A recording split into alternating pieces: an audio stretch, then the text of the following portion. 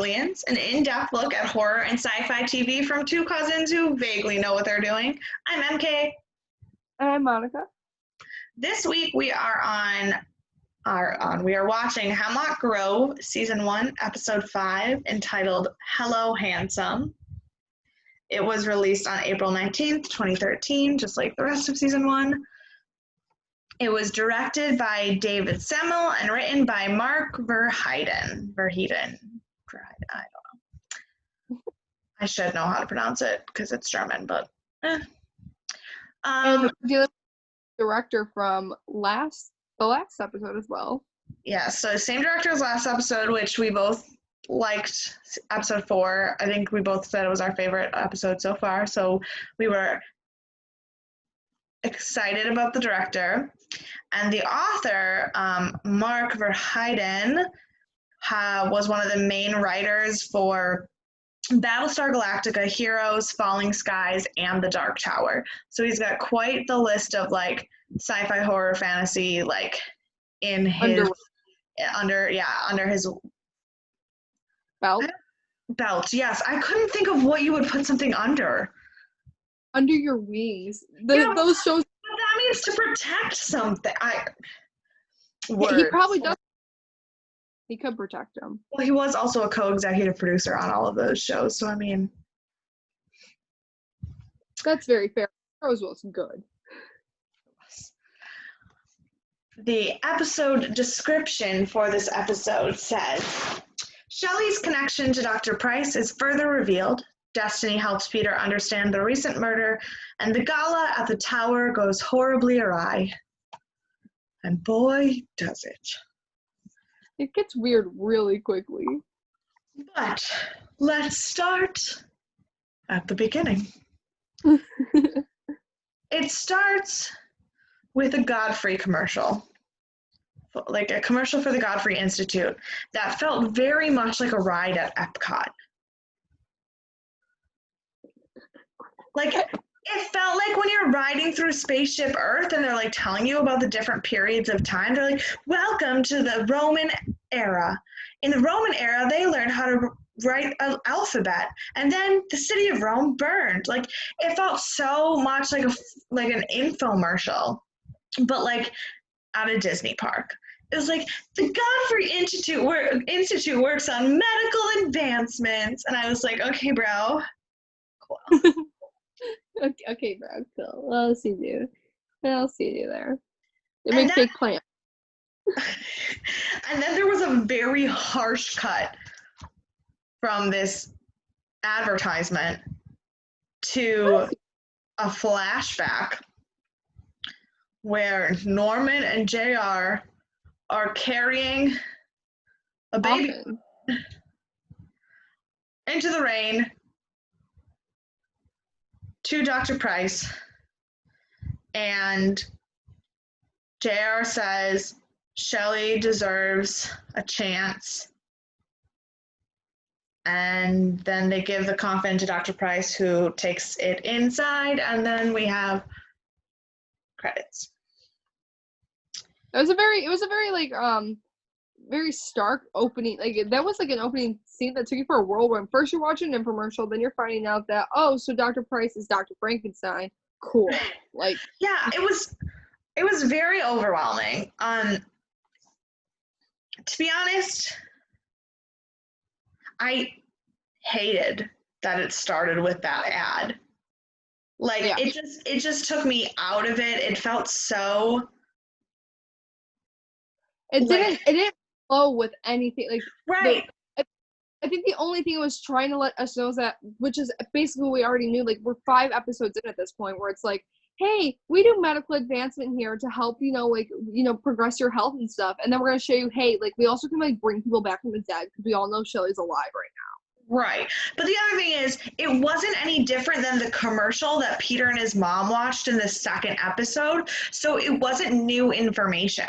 So it was just, it was basically like this episode's going to be all about the Godfrey Institute. Miles, cheese, here's some weird hectic stuff for 30 seconds, and then we get into the episode. Which, it was so unnecessary. So unnecessary. Not a We good call. all of the arrows so far have pointed to the fact that we need to know more about what's going on at Godfrey Institute. Like every Bud character in last episode was like, go to the tower, go to the tower, go to the tower. And so like obviously we need to know more about the Institute for the story to go farther. So why do you have to like bring us into it that way? Like I just did not care for it.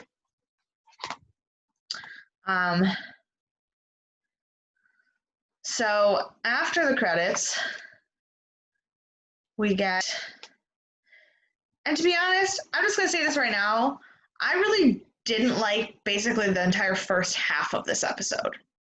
Yeah, it was very slow, the only thing it was interesting is when we get to that scene was Peter and his cousin, because it was like, that's... Well, no, I think the stuff with, like, obviously the stuff with Destiny and Peter, and then the last scene, like the last couple scenes with everything about the tower, like that stuff, because that's in our little bio. That stuff is interesting. But basically everything that was in this episode, except for what was in the Netflix blurb, was stupid. Well, I would also say, like, Chassor's little... Oh, yeah. Like, yeah. It was weird. Like, I don't know why it was put into this episode. I would have considered it being in Order of the Fucking Dragon, but, you know, yeah. They put it in Hello There, Handsome. Yeah. Which, okay. So far every episode, the title has fit into the episode. And when I found where the title fit into this episode, I was confused. Yeah. So we are at school, and Letha comes over to talk to Peter, and she's like asking him weird questions and trying to figure out what him and Roman are doing, and also kind of flirting with him. It's a little odd. Maybe she had that one weird wet dream about him on a bus after not knowing him, and now she's like, man, I'm in love with that dude. I'm in love with that very... Right. But, and most of their conversation was not very interesting. They were just talking about nothing, really. Yeah. Except for the one quote that I had that I really liked was Peter was asking Letha information about Olivia because he's still trying to figure out what's going on with that family, and she says that the newspapers described her as the most beautiful and despised woman in Hemlock Grove. I liked that quote. Also, we learned that JR met her in England, so the accent isn't bullshit. Yes. Fun fact. She's not, I'm rich, so I'm going to talk like this. Right, you know. Which we were very sure that was where that was coming from, but apparently it is supposed to be a British accent. Yeah. Yeah. So Peter has a bag of Cracker Jacks or something, and there's a prize in the bag, and the prize is a little plastic Ouroboros, and he tries to give it to Letha, and she's like, ew, that's gross, and he's like, stop being such a girl, and then puts it on her finger like a ring, and then Roman is staring at them and gets all angry and storms off. Because Roman has a weird touchy-feeling thing for his cousin, I'm telling you right now. Well, he has a weird cousin. I don't know. But that whole scene was just weird. Mm-hmm. Like, it gave us some background information on Olivia, like minimal background information on Olivia, and like showed Letha and Peter talking to each other so that if there is a relationship there that came from something.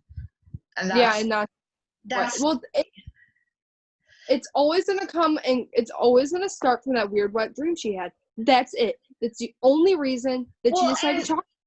And also it showed like the start of some kind of building tension with Roman and Peter. But like other than that, again, useless scene. Then we go to the Godfrey Institute, where Dr. Chassor has come to talk to Dr.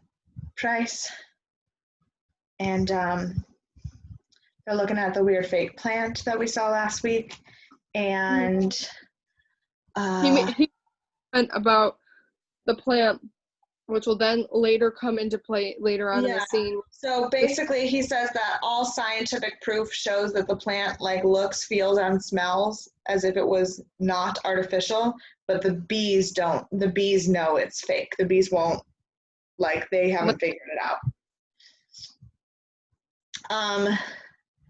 Then she's just like asking him all these weird questions, and she's asking him about some medical papers that he's written, and he gives all this information about phosphorus in a living carbonite, or in a freshly dead carbon-based life form, and the theory of reanimation, and basically explains how he brought Shelley back to life without saying that that's what it is, acting as though this whole thing was just a theoretical paper. Yeah. Clementine asks him if any test animals or test subjects got loose from the lab, and Dr. Price says that he doesn't think it was an animal anymore. He thinks it was a sexual predator because it was the exact same pattern on two different victims starting from the crotch, and that seems like something that would be sexually motivated. And Clementine says that person wouldn't have been able to do that. And Dr. Price smashes a voice recorder, like a tape recorder, as if it was like a piece of paper, just like, and says that he has a condition known as hysterical strength, which basically means that the surge of adrenaline your body gets when you're in fight or flight mode, he's always that strong. So basically like Hulk smash. So basically what I'm hearing is Dr. Price is freaking hunky as shit. He's just like yeah, he hulks out. He's just hulking out at all times. Which Clementine then says that makes him a suspect, and he warns her to be careful with her digging in her investigation because she's investigating things that are too close to the Godfreys, and he says the bees don't land on them either. Now, before we started recording, Monica's had a theory about this line, and I want you to explain it again because then I want to explain how I took it. Okay. What the fuck did I say? I didn't get this part out. What did I say? No, you said you were talking about them not being real. Like. Okay. Yeah. So here's my thing. Like, if he's talking about the fact that they're artificial and that they're not 100%, the real thing, whether it could be a literal sense or a metaphorical sense in saying like what they're perceiving to like everyone else is not what they really are, or whether they are weird genetically made people that Price just kind of owns at this point because he helped them out, and then like he's making a profit off of their upbringing or their outcome of. So it's like, because we already know that because like unless he's referring to Shelley at that point, because Shelley isn't really, she's a living thing, which she's technically like her cells that are growing, like are they organic cells, or are they the cells like with the plant? Because clearly she grows, she was a child when she died and now she's 15, so like there's different ways to interpret that. But and I thought that was really interesting because when I wrote it down as a quote, I thought it was really interesting, but I looked at it more from the perspective of the bees, because like the flower is doing everything right to be treated like a flower, and the bees don't see it that way. So I was looking at it in the sense that no matter what the Godfreys do, people don't see them as real. And I think it's interesting that you immediately saw it in the metaphysical, like supernatural way where they might not be, that they might be artificially human, because that we have some evidence pointing towards that, at least for more than one of them. But because my immediate thought in storytelling was just the idea that they'll never be treated the same as a regular flower. Which it's also very fair too. Right, and I think that both are true. I think that in what Price, I think what Price was actually saying to Clementine was my thought, but the truth of it is what you were thinking. See, that's what when me and Mary Kate get together, we make one whole brain. We make one whole consecutive thought. We share a brain. Yeah. And most days I have it. Yeah, 100%. Especially early in the morning, you 100% have it. So then Clementine leaves Godfrey Institute, and we see her in her car, and she is reaching for a flask. She's taking a couple swigs. And she's also going to be words, drinking and driving. I wrote Clementine Party. is question mark, and then I wrote WTF is a bishop calling her.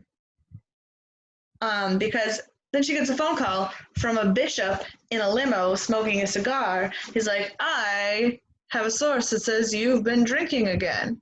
And she's like, what if I said that was a lie? And he's like, I guess I'd believe you. She's like, okay, cool, it was a lie. So that was weird. I feel like there's some, I'm also switching my, because my back hurts and I'm switching my angle. But no, it stressed me out just as much as the whole priest conversation in her first episode. I feel like her relationship with the bishop is something, but I feel like it's obviously, as we come to find out in this episode, it's 100% more than what we initially had realized. But it felt very mafia-like. Oh yeah, it feels like they are. I'm just trying to set up my iPad. Sorry. You're struggling. Yeah, I am. Look at my Sully. But the thing that when it comes to, I feel like there's some weird sixth sensey type of thing with Clementine and the bishop. He knows things before I think she even knows it. But I also don't know that that is actually true, because in her first episode, the priest that she was talking to said he could smell the alcohol on her, so it may just have been the priest reporting to the bishop. Yeah. But either way, she's in the mafia. Maybe. Because then we go to a flashback of her being thrown into jail with this girl who was pregnant and upset, and but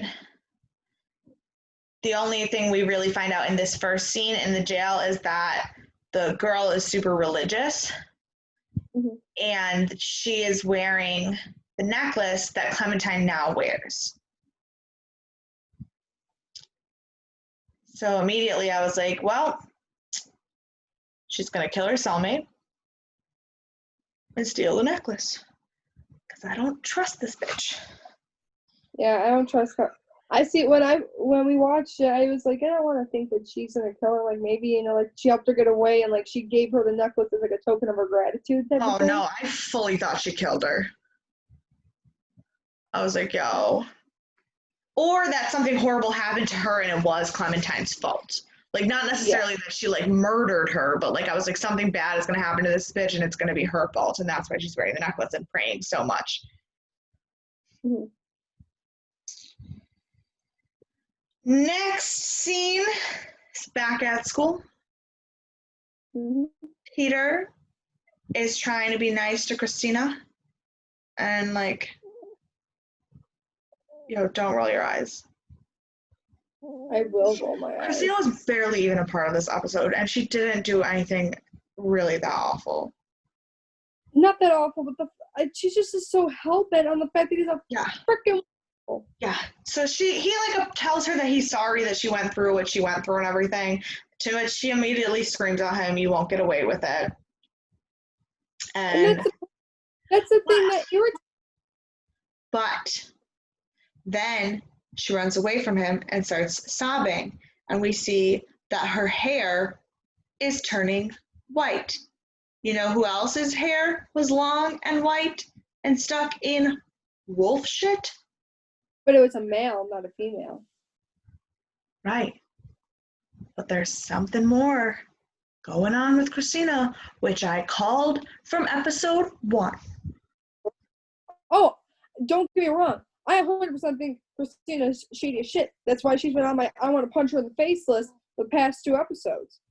So, like, and, like, she's not, spoiler alert, I don't want to punch her in the face this episode, even though I'll just, like, this season, I'm just going to want to punch her in the face, because we'll just say that that's what I want to do. Like, the thing that she's, like, you can see that Peter's, like, 100% being genuine. Yeah. And the fact, I'm really, like, he's like, I'm really sorry that, like, this happened to you, like, you didn't deserve this.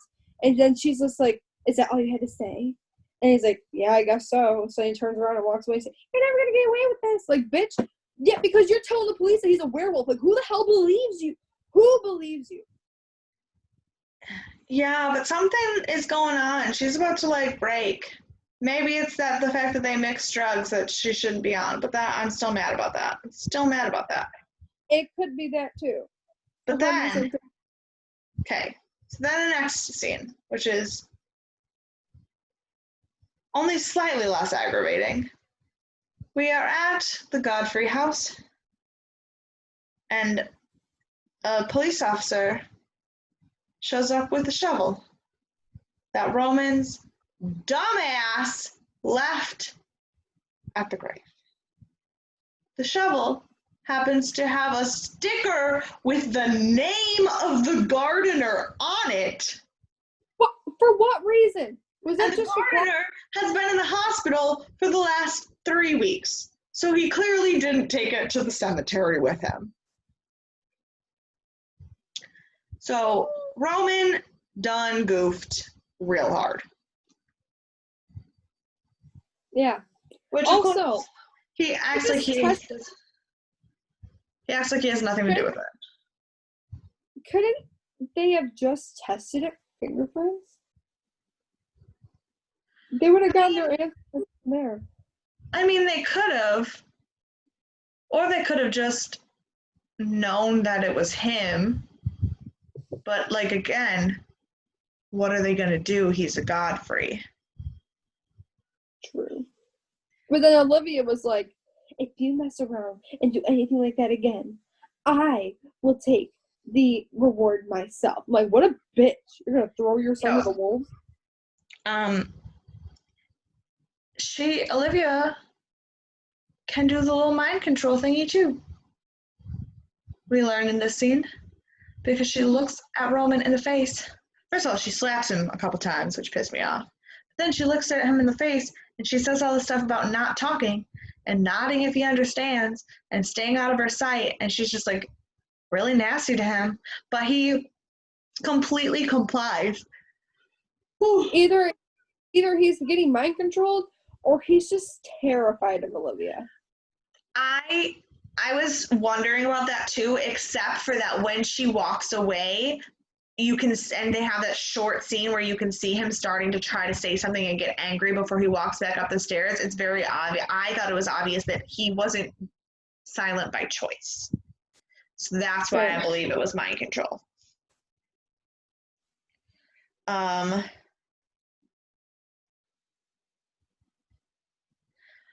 don't know what the next scene is. Because was it a flashback to... No, my note says Roman being super jelly again. Oh, I think Peter and Letha were talking again. At some point. Oh, no. This was the car ride on the way to Destiny. And yeah. Roman said, so how was lunch with my cousin? And Peter says they don't That call it lunch lunch anymore, they call it nutrition. he And starts laughing. I was just like, yeah, Roman's being all kinds of dickish and getting super jealous. And then Peter makes a dumb joke, and eventually they both just start laughing. And like, and then they go, shit. the way he says shit just kills me. It makes it like, it's like lightness, because it shows like within all the weird shit, like they're still just normal teenagers. Teenagers, yeah. Shit. So then they get to Destiny. She's ushering a client out. And they bring her the jar of intestines, and Destiny immediately grabs Roman's palm and does a palm reading and then won't tell him what she read. And then she gets a little caterpillar, and she gives a little kiss and says, "Hello, handsome," which was weird, but also proved that the caterpillar was going to be super important because it was the title of the episode. Yeah. So then she puts the caterpillar in the jar of intestines and says we're going to leave it there overnight. So that's weird. Yeah, that's a little strange. And then after this, Roman and Peter end up going to get tequila for Destiny, and while they're in the car ride, Roman asks Peter why Destiny wouldn't tell him what she saw, and he was like, "It's not like that, like, you know, like she just doesn't do." Yeah, and then Roman starts making all these comments about. Oh, he used to get like sexually. No, well, he was being really like degrading. Oh, he was being really degrading to Destiny and saying horrible things about her. And then he called her a whore, and he goes, "No, but like, I mean, literally, I'm a fucking feminist." And I was like, dude, no. Not once in the show has it shown him letting any woman have agency over herself. So I'm going to have to give that one a hard no. Yeah. Also, but yeah, so Roman's still being all kinds of stick up the ass. Yeah, it's Roman. Well, that's true. So our next scene is Norman at his office. He's talking to Francis Pullman. He's trying to get more information out of him about this dragon and Ouroboros nonsense, and Francis tells him he needs to talk to Dr. Price. Then it's the next night. So it's the next day because Destiny had to leave this gut stuff for a whole night. Mm-hmm. So Peter has come back, sans Roman, because Roman has to get ready for the big fancy gala party. Specifically for his father, for JR. Yeah, specifically for his father. So Destiny then does what may be the most disgusting thing I've ever seen in my entire life. First of all, can I note that they had, like, it was like when she opened, like, I don't know what the hell that worm or caterpillar was doing in there, but everything was like frothy. Like the blood had like bubbles, and it was like frothing out like an overflowed fucking root beer float. Yeah, like, it looked like there was some ice in there. It looks like when a kid makes a volcano for a science fair. It was gross. So she opens the door. She pulls the caterpillar out, and then proceeds to eat it. She doesn't chew it. She swallows it and then takes a shot of tequila behind it. Yeah. And then immediately gets tied to a chair because she is now possessed by the spirit of the dead girl. girl. Yeah. And they did this in order to learn something about the girl's death. Which we learned nothing But more than what we didn't learn anything new. We learned that it was for sure a wolf. a wolf with And yellow we also eyes. But we learned that it was for sure a wolf with yellow eyes, but Francis already said that. yeah, and we also learned that this girl, was like butterscotch and was gonna give a guy a blowjob. Like, cool. That's the only added information that I got about this girl. But there was one thing. She said, I came to the town because of the invitation. That was the only like super cryptic, we still don't know what it's talking about part of that. So I don't know what that is, but I guess we'll find out. So then she says a bunch of stuff about the wolf killing her, and then she screams, and then she throws the worm back up.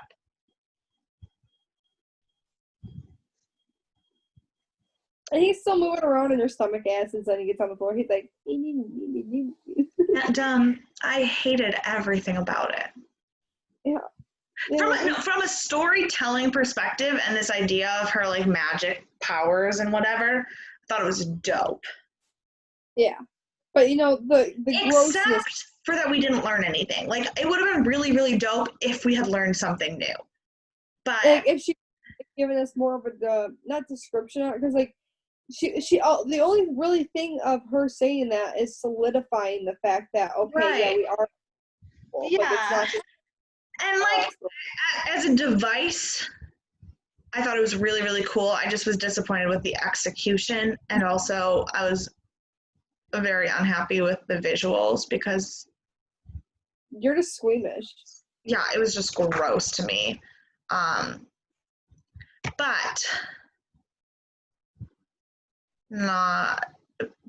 yeah. Then we go back to Godfrey Tower, where Norman has stormed in to attack Dr. Price to find out about the Ouroboros project, or Ouroboros and the dragon and whatever that is.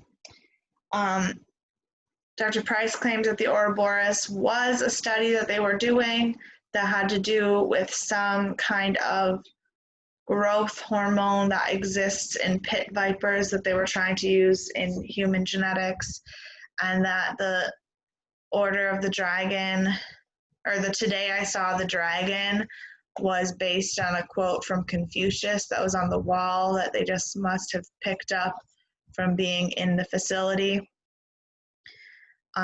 Norman thinks it's a load of bullshit. Which he should. He then tells Dr. Price that if he finds out that there's anything sketch with Letha's pregnancy, he's going to have Dr. Price killed.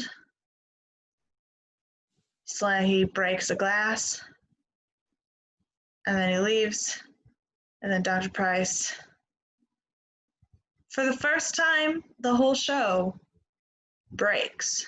Like, first time in all 5 episodes, he like loses that completely cool, controlled manner for just a second. We go back to Destiny's place, where Destiny's just gotten out of the shower and Peter has cleaned everything up, and she tells Peter that Roman's palm basically said that he's going to have to come to like a really, really, really like life-changing hard decision, and that his fate line and his heart line converged on his hand, and that anybody who's in the shadow of his decision is going to have to deal with the consequences, and that she still doesn't trust him, and that Peter can't forget that he's an Oupir, and then Peter leaves. So like Destiny's still super not Team Roman. I'm not Team Roman in this household. Well, in Destiny's household, I love Roman. Next, we have some stuff back at the Godfrey house. Dr. Price comes to see Shelley, and then we flash to Olivia tearing apart her entire house looking for this little vial of the clear liquid, which she then has only one teeny tiny drop left. Mm-hmm. Which means she's going to have to cave. Yes. Or lose control. Yeah, or that. You know, whichever one fits the plot more. Right. Then Price is talking to Shelley, and he's like, listen, like, I know you love your uncle and you talk to him, but like, you can't be sharing your poetry with him anymore. You can't tell him anything I say because it's super, super, super important. So Dr. Price, in fact, does know more than he's telling. I still don't know if that's a good thing or a bad thing, though. I'm super torn. Okay, so like, I remember the episode where like, okay, here's the thing. I think Dr. Price is sketchy, but I think he's sketchy to the right people, if that makes any sense. Yeah, like he's not being honest, like for sure. He's not being honest, but I still don't know if that makes him a good guy or a bad guy. I also am not 100% sure if this show has black and white good guys. Oh, hello. Hi, Boo. Hi, Boo. You guys are all going to see my dogs. Boo. We're trying to record a video here. He's literally on my shit. What are you doing? I still don't know if this show has entirely black and white, like good guys and bad guys, or how much gray there is. So I feel like almost every character has a gray area. Yeah. They're in a gray. Then we go to the Godfrey Tower, where Clementine is sitting outside, watching everybody. Oh wait. No, there's Clementine's back. A flashback of Clementine before she's awkwardly sitting outside the Godfrey Tower, where we find out that this whole prison situation was a setup. It was a ruse. It wasn't real. This poor little Hispanic Catholic girl who just doesn't want to have a baby in prison is actually a werewolf, and Clementine beats her to death, kills her, cuts her head off, steals her necklace, and then gets indicted into some kind of cult. Yep, which I'm almost 100% certain was the bishop in doing it. Oh, for sure. That priest and that bishop 100% have something to do with this. But not only is she in a cult of some kind of demon hunters, the cult is called the Order of the Dragon. That's why I don't understand why that wasn't in the episode Order of the Dragon. Well, because in the episode The Order of the Dragon, we thought it was a good thing that Roman wanted to be a part of because of the Crusades and wanting to be a warrior. Only it's not. It's a bunch of... Well, okay. But maybe it is. Like, that's the thing. Here's the thing. Double meaning. No. The show. This is a show where the two main characters are, by all accounts of historical myth-telling, bad guys. So how do you make the good guys bad guys? You make the bad guys good guys. Like, you flip it. So in order for us to care about the vampire and werewolf characters, the vampire hunter characters have to then be the bad guys. But in what world is someone who truly believes that they're saving people by killing werewolves the bad guy? Like, and that is the problem, because like in real life, I would probably be Team Clementine, except for that also she's a horrible person. Yeah. And also the fact, like, when they were initiating her into this little cult thing, I'm like, oh, cool. They're just like a bigger version of Sam and Dean. Love that. Right. It's like Buffy. Yeah. Except for in shows like Buffy and Supernatural, those are the good guys. But in shows like this and The Vampire Diaries, those are the bad guys. Because it all depends on whose story you're telling. Yeah. Which honestly is pretty interesting because, you know, like you normally would sit there and want the complete opposite, but then you're like, but the technical bad guys are so nice. But then here's the thing. We still don't really even know because like, are they doing it for the right reasons? Are right. they? And like, because Peter clearly is a werewolf, but he like makes sure to eat a lot of food before he turns into a wolf so that he doesn't hurt anybody, and he like is super diligent and careful and like insecure about it. So like he's not what you would imagine. Like he's not Fenrir Greyback. Like he's not what you would imagine a werewolf to be. So like it's very interesting the lack of good guys and bad guys. Like you don't really, and like even things like you are really mad at Christina, but like I'm starting to feel a little bit bad for her. Like there is no lack of gray for any of these characters. Don't like Christina at all. She has zero redeeming qualities for me at this point. I don't care what the hell this chick's gone through.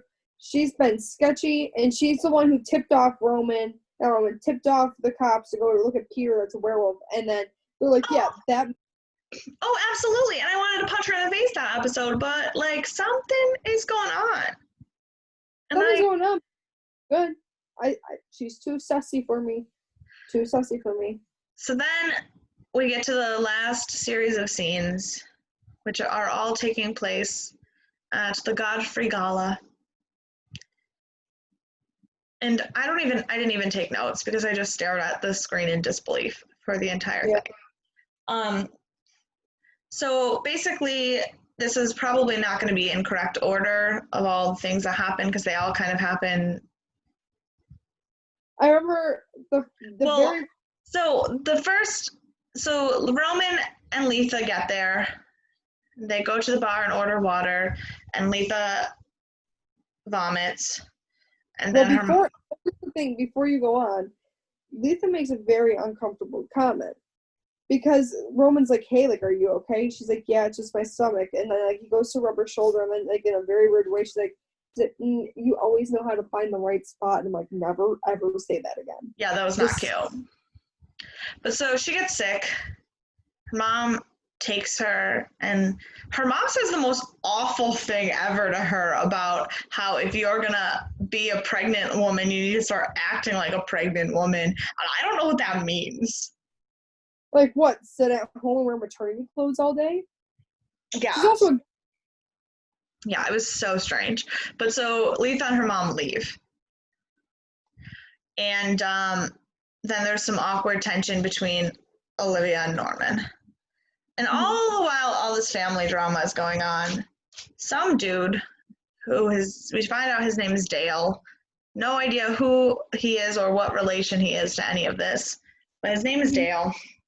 And he is bitching and moaning about how JR's dead and he should have gotten the company, but instead everything went to Olivia and Roman and they're awful. And his wife does clearly not care about anything he's saying.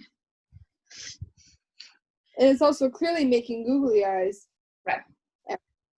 Which Roman finds amusing, but I don't think he has any intention of acting on until Roman is in the restroom and he overhears Dale yelling at Norman about how he wants to piss all over them because they're horrible, and Norman's like, "Go home, you're drunk." And he's like, "No, that kid is nothing. He's not, like, he's never going to be able to run a company. He's useless, blah, blah, blah, blah, blah, blah, blah." All the things that an angry drunk man would ramble. Roman gets, rightfully so, fairly upset at this. Also, can I say one thing about the bathroom scene? Why was there just a man sitting in there? And why did Norman He was a bathroom attendant. He just sat there, and then Norman was just Have you? Oh, honey, you poor privilege, you poor thing. You've never been in a bathroom with a bathroom attendant. no.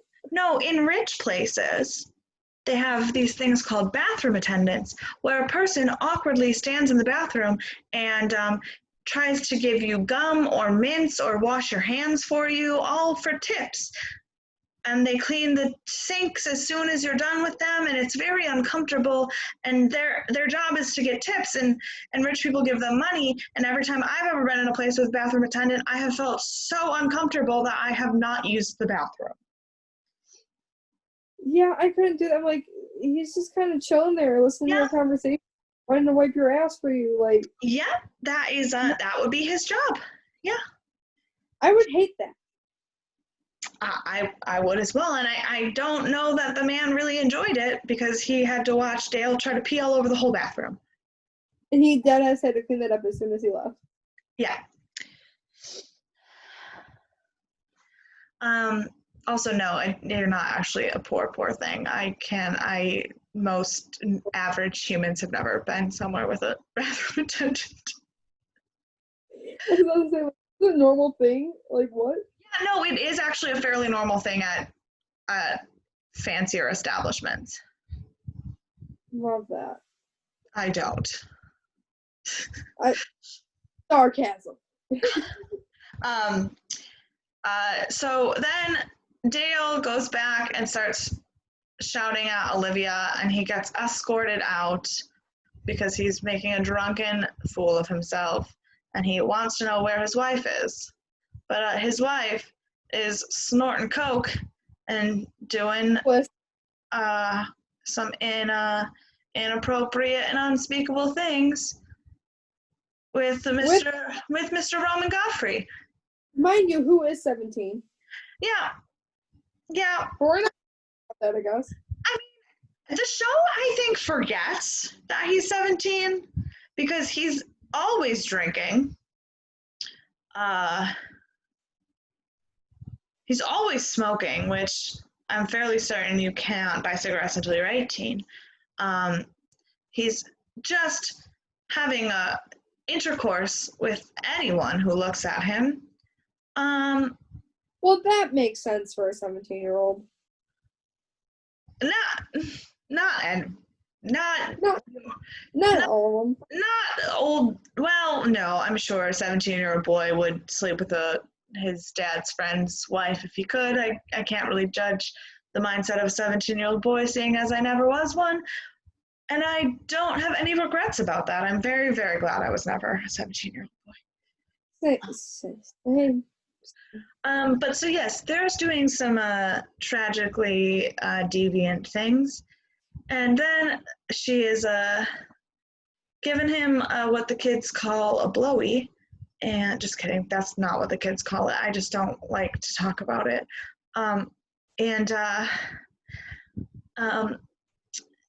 Roman picks up the razor that he used to crush the coke. And then it shows like this really interesting angle of her naked back. And I got really, really nervous that he was going to kill her. I was like, oh no, he's going to snap and he's finally going to kill somebody. Only then he doesn't. And instead, he slices open his entire chest and is just dripping blood onto her face, all down his chest. And she yells screaming for Roman, what the hell, Roman, what? And then she like screams and runs away. And he says, tell Dell the company's in good hands. It's like, oh, okay. Somebody's. And then the most ominous scene.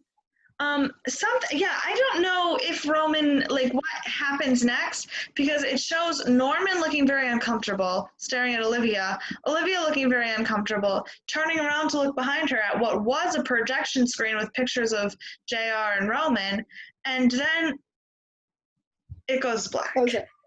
That's it. That's the episode. Thanks so much for watching. Hope you're just as confused as we are. Yeah, I don't I don't know. I don't. Yeah, this episode was definitely I was having a lot of high hopes, especially going in from a director that did an amazing job with episode 4, where it was my favorite. The direction was bad. I thought it. But I don't know that it was. I don't know. I don't know if there were just too many moving parts and that they were all like the writer was trying to work with too much stuff. But it was also like, yeah, I think it was a little bit of too many. Oh, there was a funny thing that we didn't talk about that reminded me of how I feel about this show. When Norman was talking, this explains it perfectly. When Norman was talking about the Ouroboros project with Dr. Price, he said it was one of our spaghetti projects. And Norman was like, what on earth does that mean? And he was like, it's just see what will work. Like you throw some spaghetti at the wall and see what sticks. And the Ouroboros project didn't stick. And I swear to God, in the very first episode of the show, I said, this show feels like watching someone throw spaghetti at the wall to see what sticks. And I was like, when he said that, I was like, oh, it was intentional. Great. Like, oh, so you're self-aware that you're doing this. Right, like you're aware that this is trash. And like the thing is, when it ended, my first thought was, I can't call the episode a complete waste because I genuinely am curious to see what happens next. I don't even have predictions. I'm just like so like jaw agape at the end of the episode. I don't even know how to make a prediction. But I found most of the episode to be forgettable. Yeah, 100%. It's a lot of stuff that we already knew that I just a lot of repetition. I think, like I said, the last 15 minutes of the episode were great. And if there had been those last 15 minutes as the entire episode, or like I would have enjoyed it, but there was a lot of filler to make it a 45-minute episode when they only had about 15 to 20 minutes of story. Yeah, because we learned about her like now, when I feel like we could have learned about her in the, like closer to when her character was formed. But I get they wanted to probably add suspension and leave us guessing. Well, and that part I didn't even mind. I didn't really hate that we needed to take some time to figure out what her real intentions were. That was fine. But they had the scene with the police investigating Roman and the shovel, and like that was just kind of thrown in there. And the scene with Christina and her hair, then that was never addressed again. The scene with Letha and Peter, that really didn't go anywhere. And it was just lots of, again, spaghetti being thrown at the wall. And I know we're on episode 5 of 13. So we're right at that kind of like middle of the road where the story kind of starts to pick up.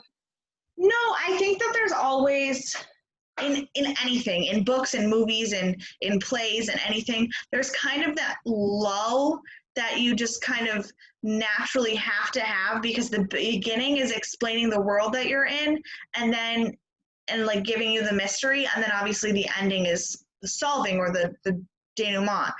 You have that little bit of a middle that is just kind of It's why the second movie of the trilogy always has to work so hard to be the best one. Like, and I'm afraid we're at the but at the same time, I'm kind of hoping that that's what it is, and that it's not just the trailing off of it ever being good. Yeah, that's very true. But with in retrospect, I feel like they're kind of trying to do what they did in the first episode, where they're clearly there's going to be a relationship between Letha and Peter, obviously. Yeah. But I feel like because of the fact that they decided to let this start with Letha just having a weird wet dream, and they're like, well, we really can't just have them, have a relationship based off a weird wet dream. Like, they actually have to know each other now. Yeah, that's what I'm saying. It literally was only them talking so that in the future, if something happens, they are like, well, that's when they met. And then I feel like the thing with Christina is going to be like, it's going to be something that's obviously going to come back into play. And they're Oh just no, for trying to keep sure. Christina is definitely going to come back into play, but like, Sergeant or Captain, Sergeant, whoever, Sworn, Tom, wasn't in this episode at all. Peter's mom wasn't in the episode at all. You can still have characters that are just not in that episode because they're not relevant to that part of the story. And I don't think Christina was relevant to this part of the story. I think that scene took away from the flow of the episode. Oh yeah. I think that Peter could have apologized next episode after. Like, I don't think that was necessary. Yeah. It was basically like, just don't forget that there's something weird going on with this girl. It's to pretty much remind us that she's going to have a bigger part than I think any of us think she is. Yeah, it was unnecessary. I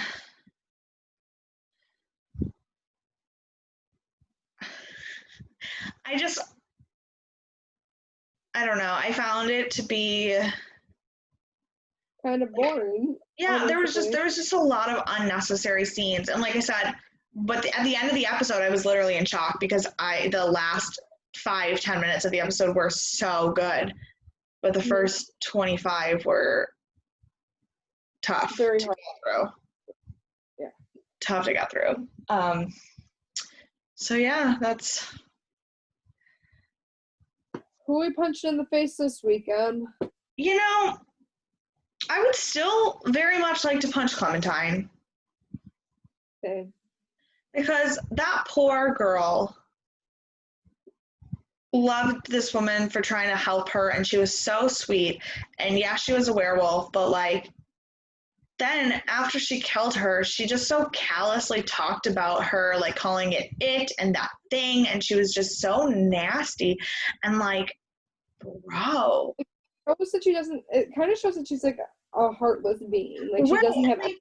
She was complaining about having to spend 3 weeks in there with that thing, but like in those 3 weeks, this girl opened up to you and you saw that she was like a person, and you still felt nothing.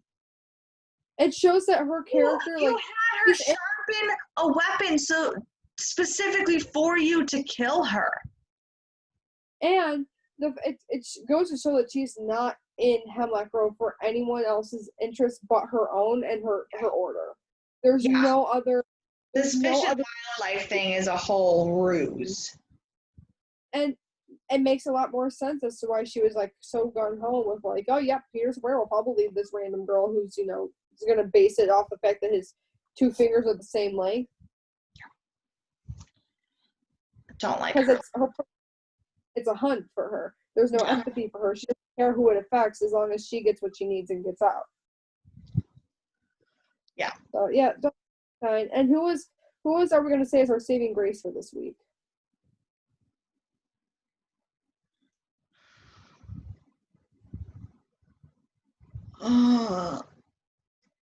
Shelley, because she's the only one who just is a victim in all of this, and is just. I love Shelley. I'll agree with you on Shelley, but I also feel bad because I've said him for the past 2 weeks. But Roman, his scene at the end was the only really good scene of his scene at the end was the only really good scene. He definitely like drove the story along, but also I'm now much more worried and concerned for him as a person than I have been before. Thanks, Boo, for standing right in front of the camera. Yeah, which can you? Boo, we're busy. Oh my goodness. But yeah, like it made me. I don't really feel like it saved anything, but in terms of the story being interesting, for sure, I will totally see how that worked. And that's how I was judging it off. Like, definitely, that's why I'm like, that's why I agree with you on Shelley, because she is a victim and everything that's going on around her. Yeah. She's like so like lost to the fact of what's going on. And Roman has a lot of conflict that he's dealing with that I'm afraid of how it's going to get resolved. Yeah. Do you have any theories? Because I know right now I don't know if my brain even can process. I can't really comprehend. Unless the only theory I have is how the next episode's going to start, and I'm afraid it's going to be Roman standing with a slash across his chest. Yeah, I'm a little bit nervous about that as well. It's uncomfortable. Also,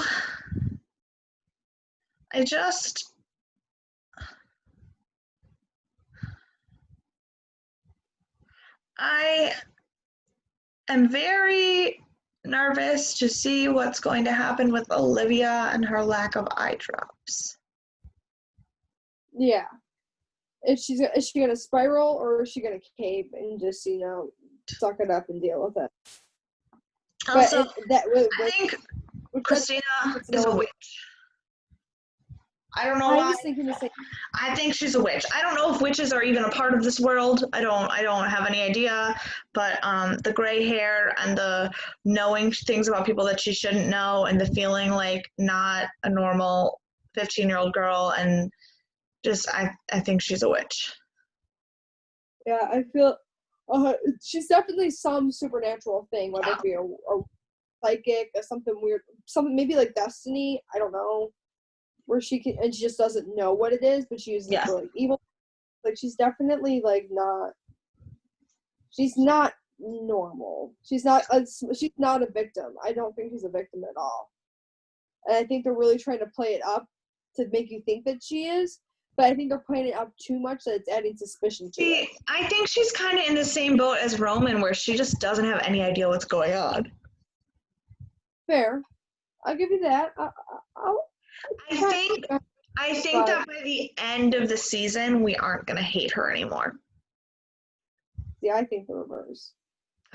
I'm really feeling the like lost puppy vibes. I'm gonna go all Clementine on her ass and have zero empathy for her. Zilch. Like, yeah, she kissed a dead body. That's goddamn awful. Yeah, that was weird. If someone's reaching out to you, like, to apologize to you and, like, be, like, someone that's comforting for you, and you're just gonna be like, I hope you get fucking caught, like. Okay, but let's be honest. As human beings. She has no physical proof that he's a werewolf. No, of course not. Of course not. She doesn't have any physical proof. Like, we know she's a little bit out of her mind. But let's be honest, as human beings, if someone that you genuinely thought had murdered 2 people walked up to you and tried to be nice to you, would you accept it? Because I don't think I would. Like, I'm questioning her thinking that. But in the, like, she already thinks that. Like, whether that's right or not, in her soul, she believes that's true. If someone that I genuinely and truly believed had murdered 2 people was like, hey, I'm sorry about what happened when you saw that dead girl that I may or may not have murdered, I would not be like, hey, thanks. Like, I'd be like, okay, cool, get the fuck away from me.